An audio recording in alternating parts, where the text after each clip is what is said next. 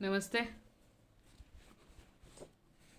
मागच्या काही व्हिडिओजमधून आपण ॲडमिशन ऑफ पार्टनरचे काही सॉल्ट आणि काही अनसॉल्ड प्रॉब्लेम्स बघतोय. आज आपण unsolved problem number 9, unsolved problem number 9, page number 166, पान क्रमांक 106 वरचा प्रॉब्लेम नंबर 9 आज आपण बघणार आहोत. नेहमीच्या पद्धतीनेच आजचा प्रॉब्लेम आहे आणि आज ॲडजस्टमेंट जी आहे ही एक वेगळ्या पद्धतीची आलेली आहे आणि बऱ्याच वेळा अशी पॉसिबिलिटी असते बोर्डाला की त्या ॲडजस्टमेंट्स आहेत त्या पेपरला येऊ शकतात. मग कसा सोडवायचा किंवा ते कॅल्क्युलेशन्स कसे करायचे असे आज आपण आपल्या व्हिडिओमध्ये त्याची माहिती घेणार आहोत. त्याचबरोबर पुढच्या काही व्हिडिओजपासून आपण प्रॉब्लेम आणि त्याच प्रॉब्लेमच्या जर्नल एंट्रीज असं नेक्स्ट वीकपासून आपण घेणार आहोत. म्हणजे तुम्हाला प्रॉब्लेमही सोडवायचा कसा आणि त्या प्रॉब्लेम्सबरोबर जर्नल एंट्रीज कशा करायच्या हे लक्षात येईल. पेपरला विचारताना आयदर प्रॉब्लेम विचारतात किंवा जर्नल एंट्रीज विचारतात. सो आत्तापर्यंतच्या व्हिडिओमध्ये फक्त आपण प्रॉब्लेम्स घेतलेत, पण इथून नेक्स्ट वीकपासून आपण प्रॉब्लेम ॲज वेल एज जर्नल एंट्रीज पण घेणार आहोत. आज अनसॉल्ड प्रॉब्लेम नंबर 9, पेज नंबर 166. काय काय दिलं आहे ते बघूया. Mister Amit and Baban share profits and losses in the ratio of 2:3 respective. Amit आणि बबन नावाचे 2 पार्टनर्स आहेत आणि दोघांचा प्रॉफिट शेअरिंग रेशो आहे 2:3. दर balance sheet as on 31 March 2018 was as under. दोघांचं बॅलन्स शीट दिले पहा. काय काय आहे बघा बॅलन्स शीटमध्ये.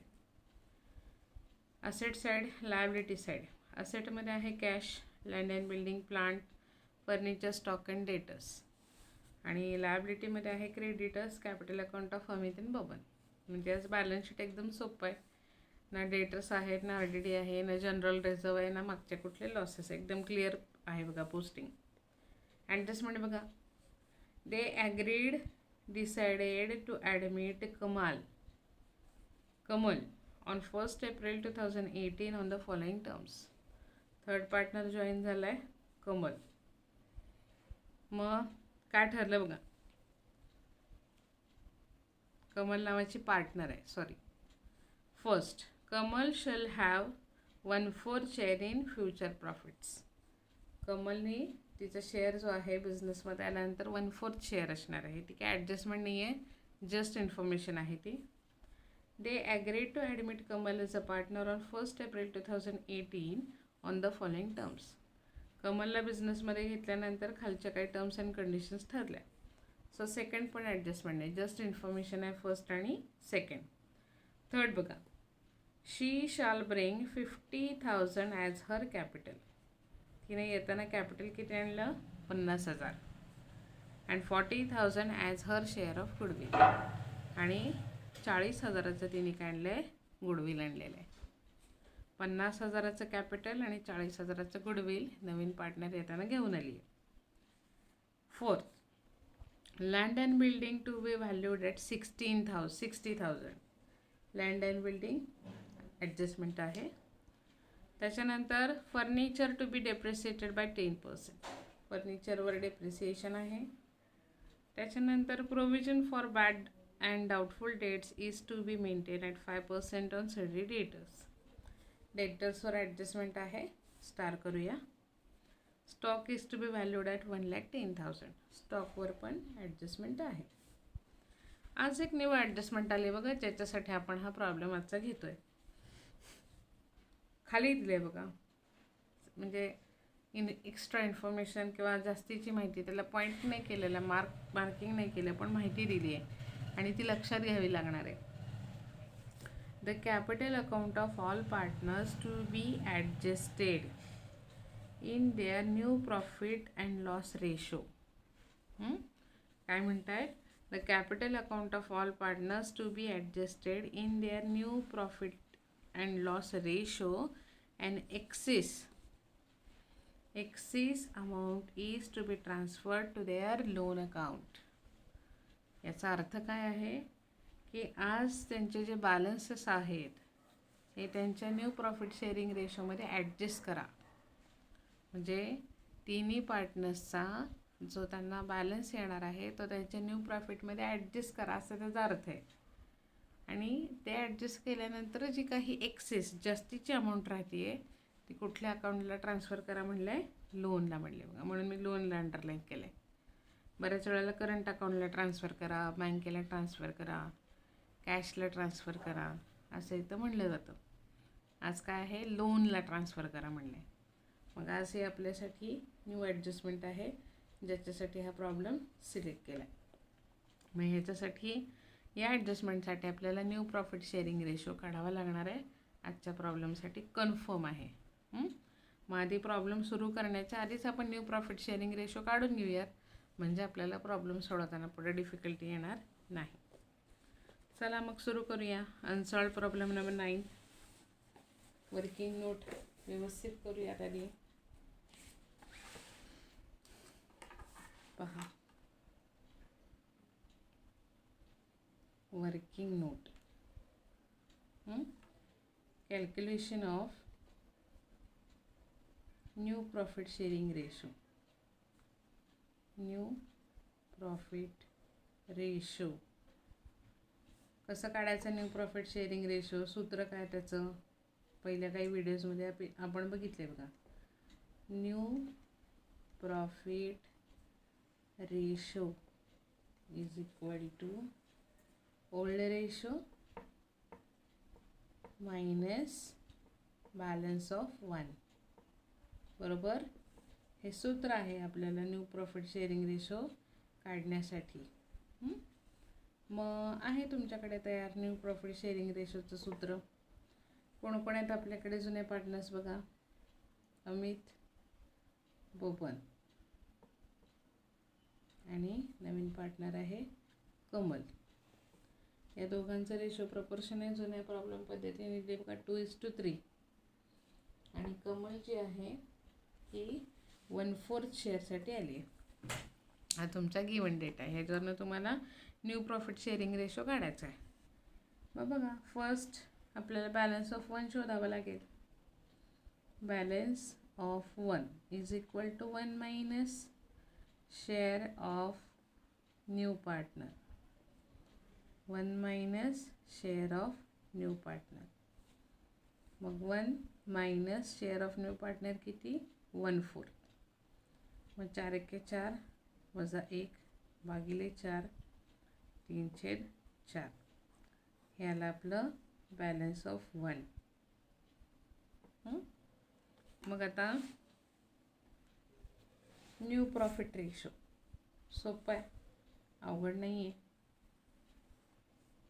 New profit ratio is equal to old ratio minus balance of 1 into आहे, sorry, into balance of 1 into आहे. चला तर मग कोण कोण आहेत आपल्याकडे पार्टनर्स? अमित, त्याच्यानंतर बबन आणि थर्ड पार्टनर आहे कमल. मग अमितचा ओल्ड रेशो किती आहे? 2:3. म्हणजे अमितचा किती आला पोर्शन? 2/5 गुणिले बॅलन्स ऑफ 1 किती काढला मग अशी आपण? 3/4. बबनचा ओल्ड रेशो किती आहे? थर्ड प्रपोर्शन आहे बघा त्याला, म्हणजे 3/5 इंटू बॅलन्स ऑफ 1 किती? 3/4. आणि नवीन पार्टनरचं फक्त आपल्याकडे नवीन शेअर आहे 1/4. त्याचं बघूया काय करायचं ते. मग आता मल्टिप्लिकेशनचं चिन्ह आहे मध्ये आडवा गुणाकार करूया. 3 दुणे 6 5 चोक 20 3 त्रिक 9 5 चोक 20. आता दोन्हीकडे छेद 20 आहे. मग मला जर इथे छेद 20 आणायचं असेल तर मला इथं कितीने गुणावं लागेल? मला गुणावं लागेल 5ने. जर मी खाली 5ने गुणणार आहे तर मला वरही 5ने गुणावं लागेल. मग याचं प्रपोर्शन आलं बघा थर्ड पार्टनरचं 5/20. म्हणजे आपला न्यू रेशो किती आला बघा. New profit ratio is equal to 6:9:5. 6 9 5. 9 5 11 6 20. छेद 20 आला की आपण केलेलं कॅल्क्युलेशन बरोबर आहे. हे मी इथं नेहमीच्या पद्धतीने गिचमिडीत लिहिलेलं आहे, तर तुम्ही ते स्वच्छ पानावर लिहा. माझं इथं घ्यायचं इंटेन्शन वेगळं आहे, कारण पटकन पुढं मला जे कॅल्क्युलेशन दाखवायचं आहे ते तुम्हाला इथं लक्षात यावं यासाठी मी इथं घेतलेलं आहे. पण तुम्ही हे लिहिताना व्यवस्थित स्वच्छ नवीन पानावर कॅल्क्युलेशन सविस्तर लिहा. चला मग आज प्रॉब्लेम सुरू करूया सोडवायला. नेहमीच्याच पद्धतीने आहे. मॅक्झिमम प्रॉब्लेम रिपिटेटिव्ह आहेत पुन्हा पुन्हा, त्यामुळं त्याच्याबद्दल काही टेन्शन नाही. फर्स्ट असेट साईड पोस्ट करूया. आजचा रेशो प्रपोर्शन प्रॉब्लेमच्या डोक्यावर लिहूया दोघांचं. 2:3 2018. कॅश बॅलन्स दिला बघा 1,10,000. कॅश बॅलन्स असेटला वर दिला आहे. To balance carry down 1,10,000. 1,10,000 कॅशचा बॅलन्स ट्रान्सफर केला. लँड अँड बिल्डिंग ॲडजस्टमेंट आहे.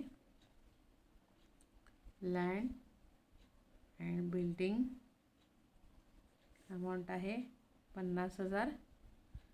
काय म्हणतात बघा लँड अँड बिल्डिंगवर adjustment. Land and building to be valued at 16,000. Land and building त्यांना रिव्हॅल्यूड करून हवी आहे 60,000पर्यंत. जर मला आउटर कॉलमला 60,000 हवे तर मला 50,000 काय करावं लागेल, मला 10,000 रुपये वाढवायला लागतील. ॲप्रिसिएशन किती येणार आहे, 10,000. आलं लक्षात. म्हणून आउटर कॉलमला आले बघा 60,000. मग सेकंड इफेक्ट, असेट वाढलं आहे कमी झालं आहे. शुअरली असेट वाढलेलं आहे 10,000. म्हणजे revaluation credit by land and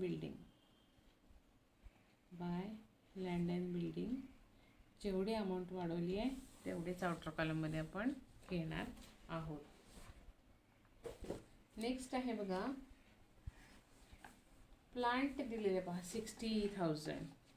I think प्लांटला काहीच ॲडजस्टमेंट नाही आहे, क्लिअर आहे. लिहून टाका प्लांट 60,000. नेक्स्ट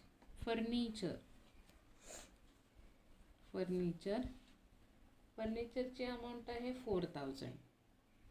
काय सांगितलं आहे फर्निचरला ॲडजस्टमेंट बघा. फर्निचरला 4th ॲडजस्टमेंट आहे. Land and building is to be valued at 60,000 and furniture to be depreciated by 10%. Less depreciation at 10%. मग 10% डेप्रिसिएशन 400. आउटर कॉलमला 3,600. आलं लक्षात. सेकंड इफेक्ट, असेट कमी केलं पहा आपण. असेट कमी झालं आहे. Revaluation debit to furniture. जेवढी अमाऊंट कमी केली आहे तेवढाच आपण आकडा तिथे देणार आहोत. फर्निचर नंतर स्टॉक आहे 1,00,000 रुपये. Stock 1,00,000 rupees. काय करायला सांगितले स्टॉकचं 6वी ॲडजस्टमेंट आहे बघा, 6th adjustment. Stock to be valued at 1,10,000.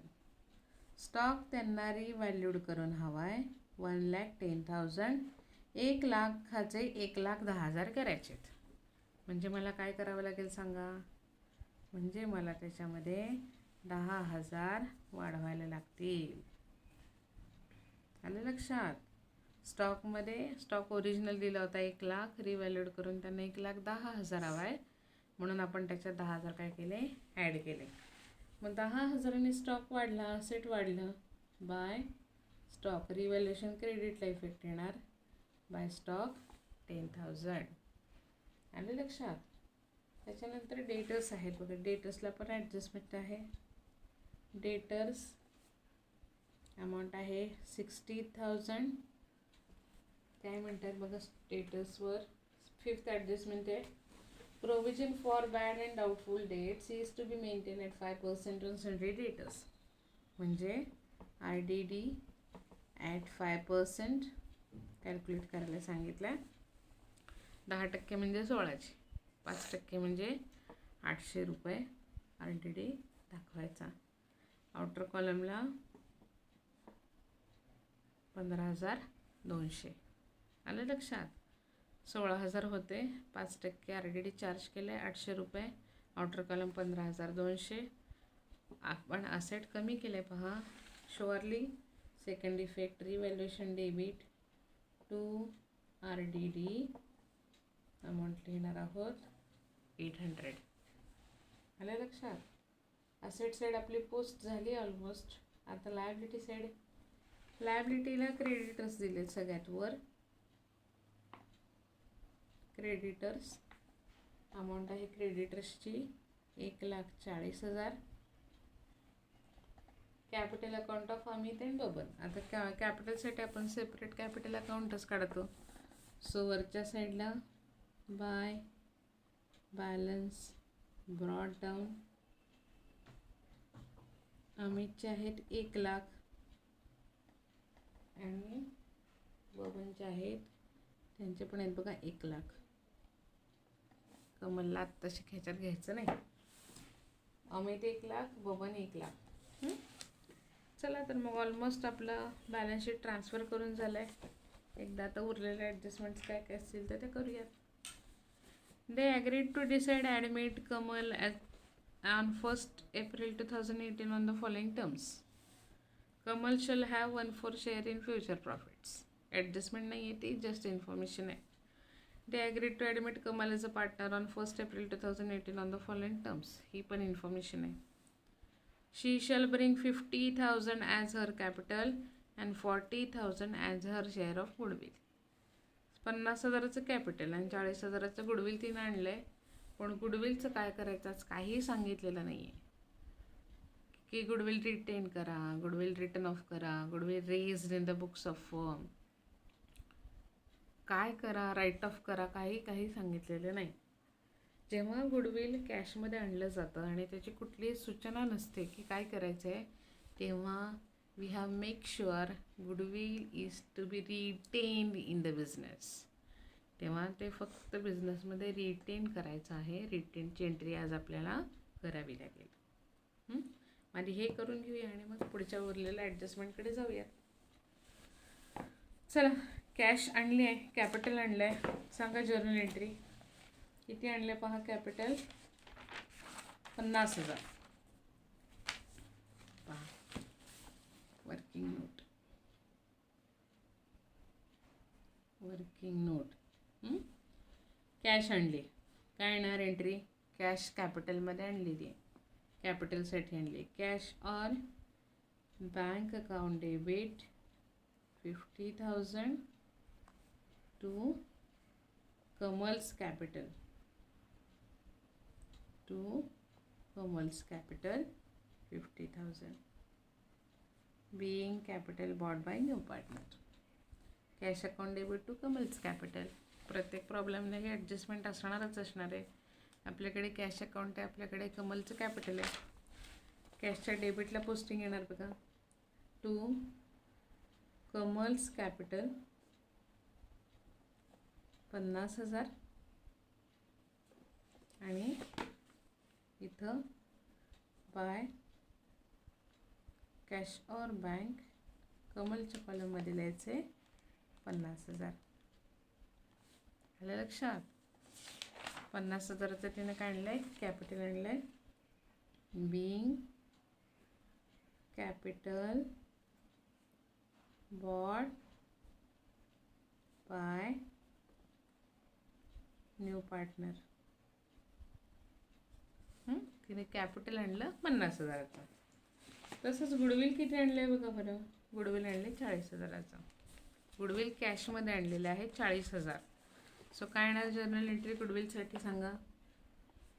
करतो आहेत आता बऱ्याचपैकी आपण, खूप झाले आहेत आपल्या या बऱ्यापैकी problems. Goodwill account debit 40,000 to cash और बँक. सॉरी, चुकीची सांगितली. कॅश और bank account debit 40,000 to goodwill account 40,000. Being goodwill bought by new partner.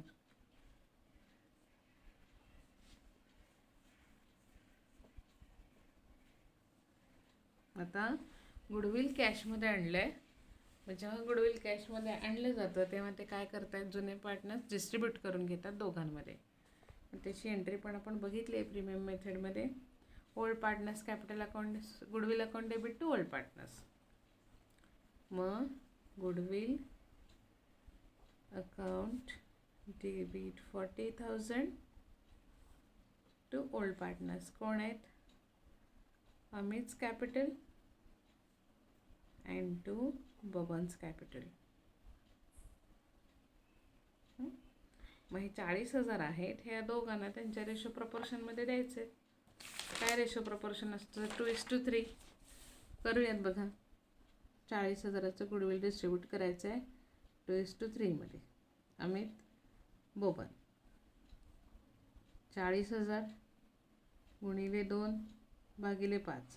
3 आणि 2 5 म्हणून भागिले 5. आणि 40,000 गुणिले 3 भागिले 5. करा, सोपं आहे. 5 एके 5 45. 8 दुणे 16,000. इथं पण 8,000 येणार आहेत. 8 त्रिक 24. म्हणजे अमितला द्यायचे 16,000 आणि बबनला द्यायचे 24,000. So goodwill account debit 40,000 to Amit 16,000 to Baban 24,000. Being goodwill retained in business असं लिहिलं तरी चालेल. Being goodwill retained in business. झालं. याची गुडविलची ट्रीटमेंट की गुडविल 40,000चं आणलं पण काय करायचं ते सांगितलं नाही. जेव्हा काही सूचना नसतात तेव्हा आपण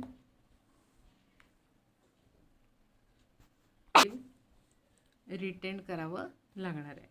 मग आपल्याकडे दोन्ही एंट्रीज आहेत. आपण पोस्टिंग करूया. Ledger posting. Cash or bank account debit to goodwill. Cash or बँकच्या डेबिटला to goodwill account to goodwill account 40,000 आणि गुडविलच्या क्रेडिटला by cash or bank account 40,000. पहिल्या एंट्रीचं काय केलं आपण? लेजर पोस्टिंग केलं. Cash or bank account debit to goodwill. आणि second entry goodwill account debit to old partners. मग गुडविलच्या डेबिटला to Amit's capital and to Baban's capital. अमितच्या कॅपिटलला आहेत 16,000, बबनच्या कॅपिटलला आहेत 24,000. आणि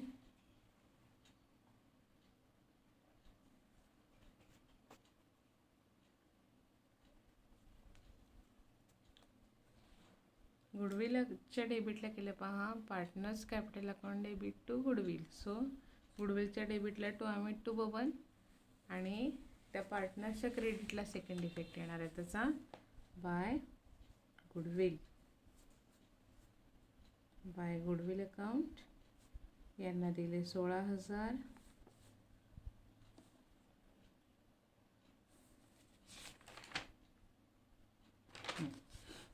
आणि यांना दिले 24,000. आलं लक्षात? 16,000 आणि 24,000.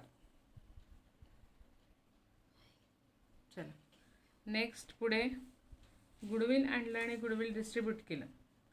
त्याच्यानंतर पुढे बघा रिमेनिंग ॲडजस्टमेंट किंवा बाकीचे सगळे ॲडजस्टमेंट झाले आहेत का चेक करूया. लँड अँड बिल्डिंग केलं आहे. फर्निचर डेप्रिसिएशन केलं आहे. Provision for bad and doubtful debts 5% on RDD ते पण केले पहा. स्टॉक पण केला आहे. आता फक्त जी ॲडजस्टमेंट आहे महत्त्वाची ती आपली राहिली आहे, पण ती करण्याची एक वेळ आहे. आधी 2-3 अकाउंट्स आपल्याला क्लोज करायला लागतील आणि मग 3 अकाउंट क्लोज झाल्यानंतर जिथे आपण पार्टनर्सला येणार आहोत क्लोजिंगला तिथं आपल्याला ही ॲडजस्टमेंट करावी लागणार आहे. मग आधी एक्सेस जे आहेत अकाउंट्स ते आधी क्लोज करूया आणि मग मी त्या ॲडजस्टमेंटबद्दल सांगते. फर्स्ट आपण प्रॉब्लेम क्लोज करताना प्रॉब्लेम मांडून झाला आहे, फक्त एक ॲडजस्टमेंट राहिली आहे करायची महत्त्वाची. ती 3 अकाउंट क्लोज केल्यानंतर करावी लागेल. पहिल्यांदा बघा गुडविल क्लोज होतं आहे का, गुडविलची सेम अमाऊंट येते का, तर गुडविलची दोन्हीकडेची सारखीच अमाऊंट आहे, नो बॅलन्स ॲट ऑल. त्याच्यानंतर कॅशचा बॅलन्स येतो आहे का बघा, यावाच लागणार आहे कॅशचा बॅलन्स. डेबिटची टोटल आहे तोच त्याचा बॅलन्स आहे, 1,10,000. बॅलन्स किती आहे, 1,10,000 आहे.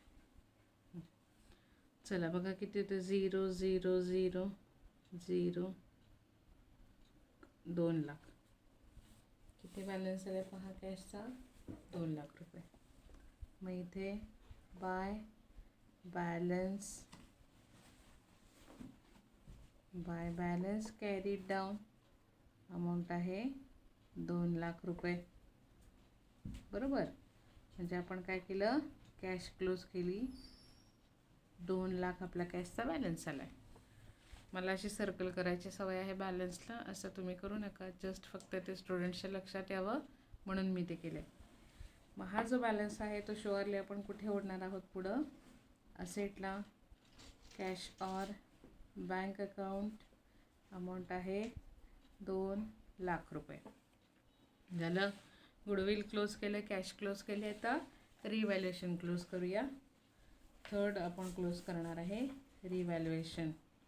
किती येतात बघा, अर्थात क्रेडिटला 20,000 आहेत आणि इकडं फक्त 1,200 रुपये आहेत, म्हणजे जास्तीची अमाऊंट आहे ती एका वेळेवर घेऊयात आपण. 20,000 क्रेडिटला आहेत, 20,000 डेबिटला आहेत 1,200. बॅलन्स बघा किती येतो आहे, बॅलन्स आला 18,800. मग 18,800 जो आहे तो आपला प्रॉफिट आहे. To profit transfer to partners capital account. कोणाला कोणाला द्यायचं आहे, अमित अँड बबन, दोघांना 18,800 रुपये द्यायचे, डिस्ट्रीब्यूट करायचे. पहा कसं येणार त्याचं डिस्ट्रीब्युशन. 18,800 प्रॉफिट आहे रिव्हॅल्युएशनचा. मग अमित आणि बबन 18,800 गुणिले 2/5, 2:3 त्यांचं रेशो प्रपोर्शन आहे. आणि 18,800 गुणिले 3/5. मग 5 एके 5, 5 त्रिक 15, 5 त्रिक 15, 5 सख 30, 5 त्रिक 15, 5 सत्ते 35, सॉरी 31 आणि हे. मग हे गुणिले हे 3760 गुणिले 2, 2 0 0 6 2 1200, 2 हात चाले 1, 7 2 14 1500, 5 हात चाले 1, 3 2 6 1 7, 7,520. एकाला द्यायचे पहा 7,520 आणि रिमेनिंग जे आहेत ते दुसऱ्या पार्टनरला येणार. किती येतात बघूया, 3,760 गुणिले 3 0, 7 त्रिक 18, 8 हात चाले 1, 7 त्रिक 21 आणि 2200, 2 हात चाले 2, 3 त्रिक 9, 10 आणि 11. म्हणजे ह्या पार्टनरला द्यावे लागतील 11,280. एका पार्टनरला 7,520, एका पार्टनरला 11,280. त्याला त्यांचं डिस्ट्रीब्युशन 7,520 आणि 11,280. याला आपलं प्रॉफिट अँड ॲडजस्टमेंटचं डिस्ट्रीब्युशन आलं पहा. आपण थर्ड आता आपण काय क्लोज केलं आहे, रिव्हॅल्युएशन. पहिल्यांदा गुडविल क्लोज केलं, मग कॅश क्लोज केली, रिव्हॅल्युएशन क्लोज केलं. तर रिव्हॅल्युएशनचा जो प्रॉफिट आहे तो आपण पार्टनर्सला ओढणार आहोत. बाय रिव्हॅल्युएशन प्रॉफिट यांना दिलेत 7,520, यांना दिलेत 1,120. 280. थर्ड पार्टनरला काहीही दिलेलं नाही, कारण तो न्यूली जॉईन झाला आहे. आता आपल्याला हवी असणारी ॲडजस्टमेंट किंवा जी महत्त्वाची ॲडजस्टमेंट आपण ज्याच्यासाठी हा प्रॉब्लेम करतो आहे ती काय म्हणलेलं आहे बघा त्या ॲडजस्टमेंटमध्ये. पहा, ॲडजस्टमेंट वाचा, क्लिअर कट अर्थ लावा. The capital account of all partners to be adjusted in their new profit and loss ratio.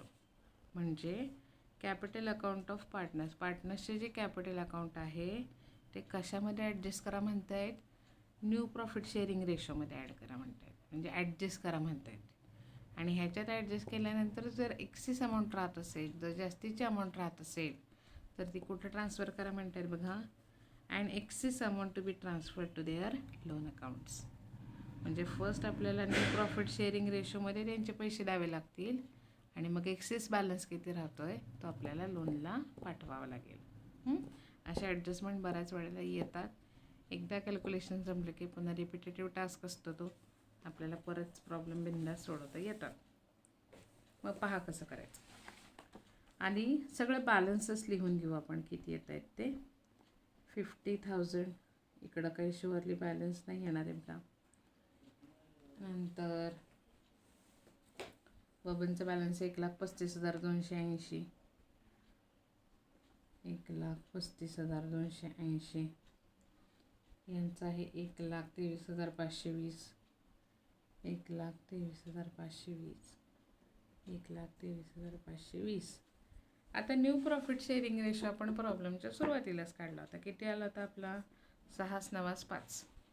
मग या रेशो प्रपोर्शनमध्ये जुन्या पार्टनर्सचे पण जे बॅलन्सेस आहेत ते ॲडजस्ट करायचे पहा. मग ते कसं करायचं बघा. New adjustment.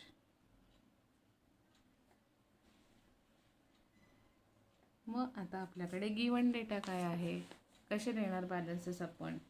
आपल्याकडे फक्त रेशो प्रपोर्शन आहे. न्यू प्रॉफिट शेअरिंग रेशो आपण काढला. किती? न्यू प्रॉफिट रेशो मग अशीच काढला बघा आपण. 6:9:5. हे आहे अमित, हे आहेत बबन आणि आहे कमल.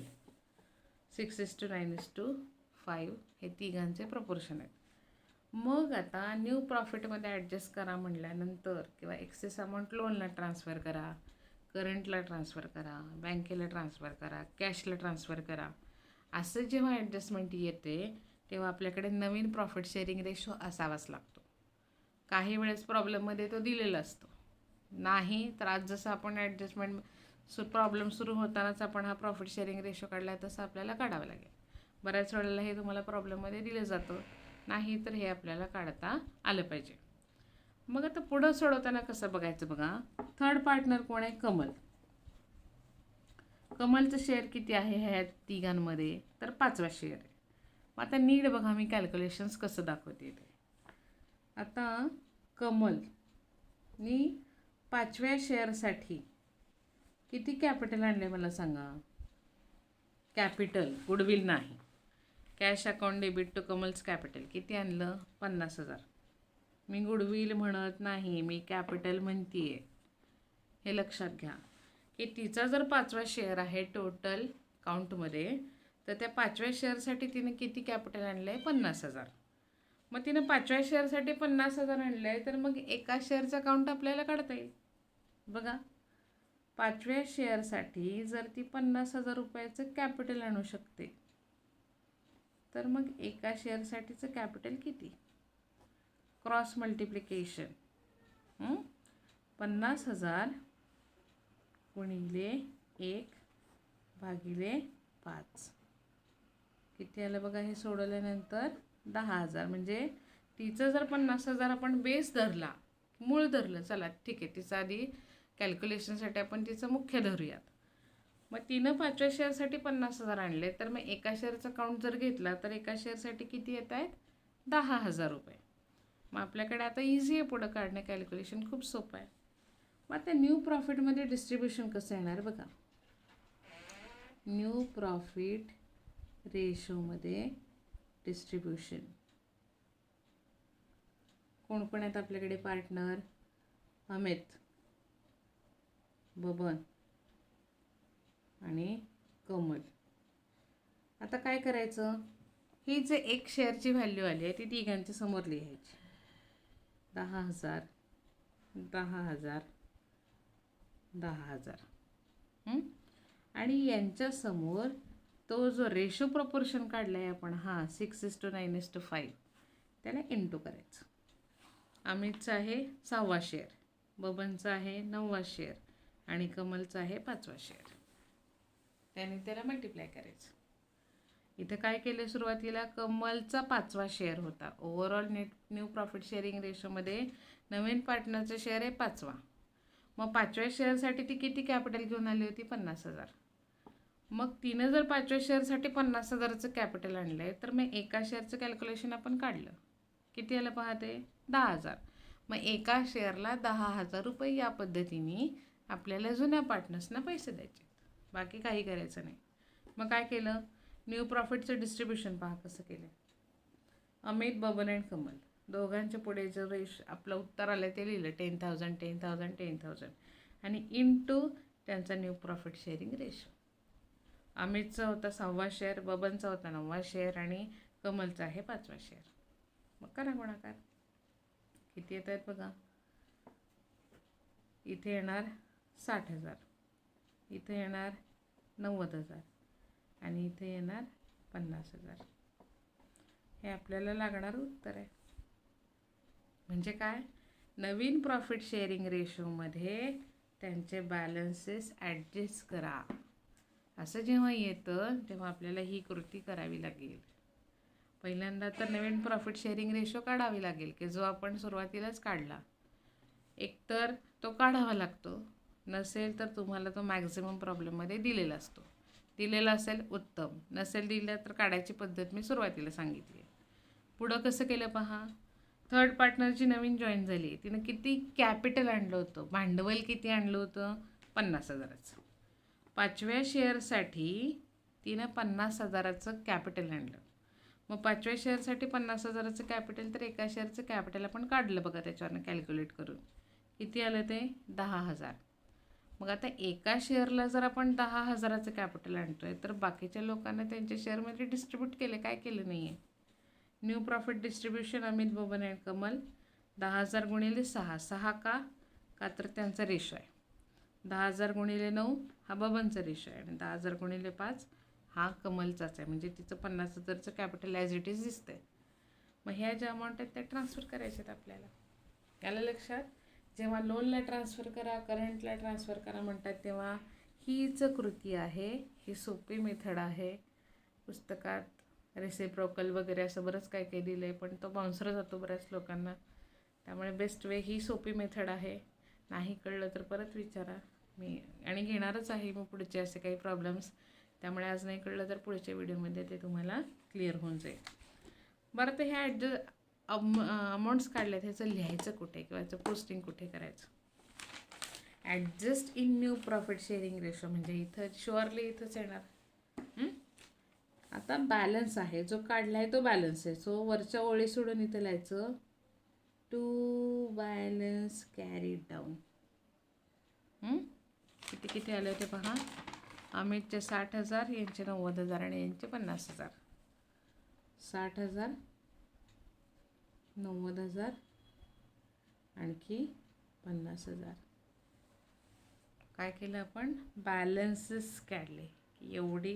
एवढ्या बॅलन्सेसमध्ये त्यांची अमाऊंट देऊन टाकली. मग टू बॅलन्सच्या पुढे ज्या ज्या अमाऊंट्स येतो त्या आपण कुठे ट्रान्सफर करतो मला सांगा? बॅलन्स शीटला ट्रान्सफर करतो. लिहून टाका मग. Capital account of Amit, Baban and Kamal. अमितचे आहेत 60,000, बबनचे आहेत 90,000 आणि कमलचे आहेत 50,000. म्हणजे आउटर कॉलमला आपण 2 लाखाचं जे कॅपिटल आहे ते बॅलन्सेसमध्ये ॲडजस्ट केलं. प्रॉब्लेम संपलेला नाही. आत्ताशिक आपण बॅलन्सेस ॲडजस्ट केलेत, त्यांचे रेशो प्रपोर्शनमध्ये दिले आहेत आता अजून पार्टनर क्लोज करायचा आहे. क्लोज केला नाही आहे पहा. टू बॅलन्स जरी लिहिलं तरी क्लोज नाही केलेलं अजून. We have to find out our balances. आणि जो बॅलन्स येईल ती एक्सेस अमाऊंट असल्यामुळे ती कुठं ट्रान्सफर करायची आहे? लोनला. मग बघा, कमल क्लोज करूया. कमलच्या क्रेडिटला 50,000 दिसत आहेत, कमलच्या डेबिटला 50,000 आहेत. So no balance to Kamal. तिचं काही बॅलन्स येणार नाही. बबनच्या क्रेडिटला किती आहेत? 1,35,280 आणि बबनच्या डेबिटला किती आहेत? 90,000. सो बॅलन्स येणार आहे. पहा, बबनचं कॅल्क्युलेशन करूया. 1,35,280. माझं डेबिटला किती आहेत? 90,000.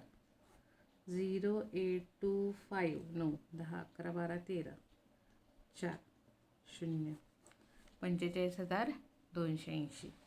आता इथे लिहिताना काय लिहायचं? वर जी रिकामी जागा ठेवली तिथं टू लोन अकाउंट. आलं लक्षात? म्हणजे बॅलन्सेस ठेवून जी एक्सेस अमाऊंट आहे ती लोनला ट्रान्सफर करा म्हणलं आहे.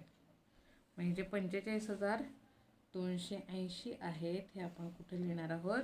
लोनला. की आहे हे कॅपिटल आम्ही ॲडजस्ट केलं त्यांच्या रेशो प्रपोर्शनमध्ये, पण तरी देखील जी जास्त अमाऊंट राहते आहे ते आम्ही कुठं पाठवतो आहे? लोनला. मग झालं. मधला पार्टनर क्लोज. आता अमितचा पहा किती येतो आहे बॅलन्स. अमितच्या क्रेडिटला आहेत 1,23,520 आणि डेबिटला किती दिसत आहेत? 60,000.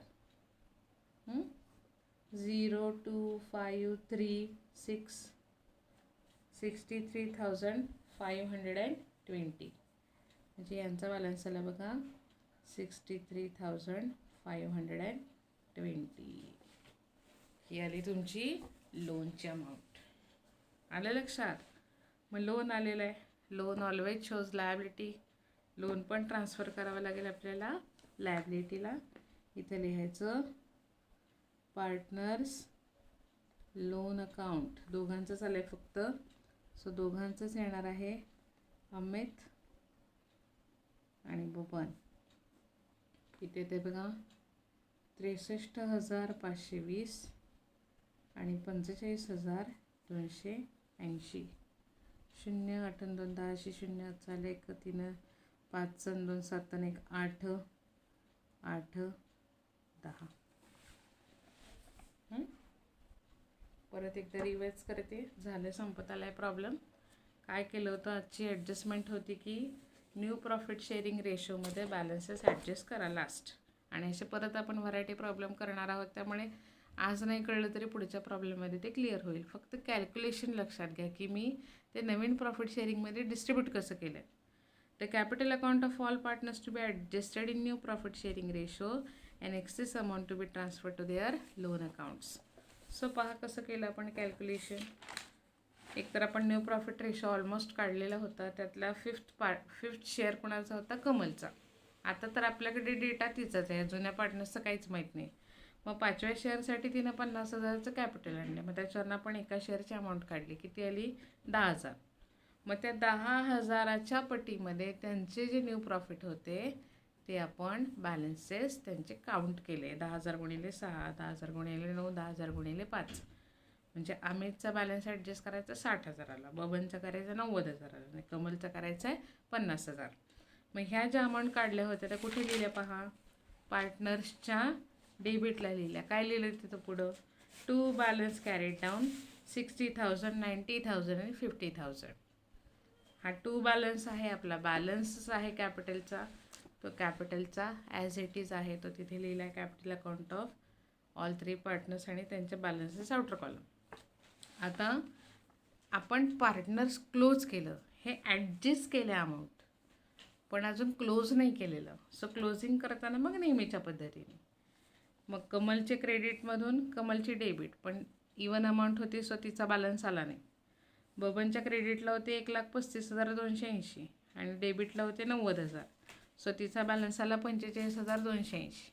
आलं लक्षात? सो तिथे लिहिलं बघा. पुढे लिहिलं टू लोन अकाउंट. तुम्ही तर टू पार्टनर्स लोन अकाउंटसुद्धा लिहू शकता. आणि अमितचं 1,23,520 होतं. त्याच्यातून तिचे अमितचे 60,000 वजा केले. पहा इथे त्याचा बॅलन्स आला 63,520, तो पण त्याचा लोनच आहे. आणि मग लोनची जी अमाऊंट आहे ती आपण ट्रान्सफर केली आहे लायबिलिटीला. आलं लक्षात? हा नवीन भाग होता आजच्या प्रॉब्लेमचा. So overall problem done. आपण बरोबर केला आहे प्रॉब्लेम. चौथ्यांदा आपण हे क्लोज केलं आणि फिफ्थ आपण लास्ट क्लोज करणार आहोत आपलं बॅलन्स शीट. आपली बॅलन्स शीटची दोन्हीकडची अमाऊंट येते बघा, 4,48,800. 4,48,800 याचा प्रॉब्लेम टॅली होतो आहे. इझी आहे, सोपं आहे, आपणच निर्माण केलेलं आहे. आपल्याला शोधायचे आहेत कॅल्क्युलेशन्स कसे करायचे, काय करायचं ते सगळं तुमच्यासमोर आहे. तुमच्यासमोर कॅल्क्युलेशन्स केलेले आहेत. एखादा पॉईंट कळला नसेल तर बिंदास्त विचारा, कॉमेंट करा. एक करेक्शन आहे बुकमध्ये, ती करून घ्या. बुकमध्ये पहा, रिव्हॅल्युएशनचं प्रॉफिट बरोबर दिलं आहे 18,800. लोन अकाउंट ऑफ अमित 56,000 दिलं आहे, ते चुकलं आहे. तिथं लिहायचं 63,520 जो आपला आला आहे तो 63,520. बबनचे बरोबर आले आहेत 45,280 आणि बॅलन्स शीटची टोटल आहे 4,48,800. फक्त ही अमाऊंट चुकली, ती करेक्ट करा 63,520. बाकी प्रॉब्लेम बघा, सोडवा, समजून घ्या. काही नाही कळलं तर बिंदास्त विचारा. जास्तीत जास्त लोकांपर्यंत पोचवा. चॅनल सबस्क्राईब करा. निश्चित तुम्हाला फायदाच होईल. आपण पुढच्या काही दिवसांमध्ये बोर्डाचे मागचे काही प्रॉब्लेम्स किंवा आणखीन एक्स्ट्रा काही प्रॉब्लेम्स टेक्स्ट व्यतिरिक्त घेण्याचा प्रयत्न करणार आहोत. So please subscribe my channel and share with your all friends and colleagues. Thank you.